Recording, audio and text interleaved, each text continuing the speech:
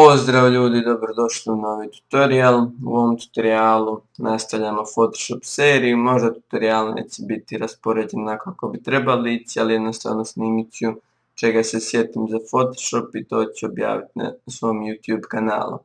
Pošto ova tema nije teška za obraditi u Photoshopu, mora malo više pričati da klip ne bi trajao pola minute.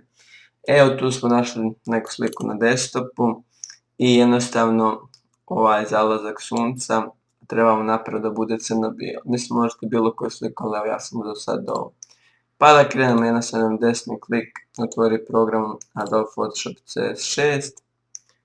To inače radim, inače ponavlja se već koji put.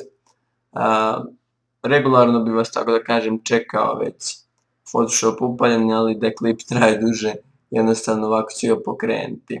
Kada je ovako slika ubačena, sve možete ići fit on screen te stvari. Jednostavno poznajete na Image, Adjustments, Black and White. I sad jednostavno pritisnite automatski i Photoshop sam prilagodi crno-bijelo, tako da kažem, boje prema ovom blues, cyans, greens, yellows, reds.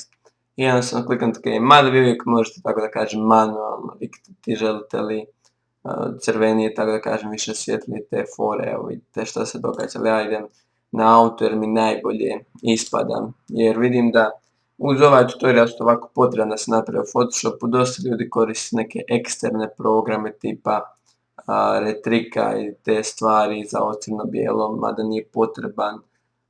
Svako ko zna koristiti Photoshop, ovo je kaša za napraviti, zato sam uopće pričao tako dugo da klip traje duže, jer jednostavno fora da idete na Image, Adjustments i Black and White, auto i OK. Ništa nije teško, na kraju jednostavno file, save as, spremite gdje trebate u JPEG-u koji format već treba i napravili ste vašu crno-bijelu fotografiju. A mi se vidimo u sljedećim klipovima.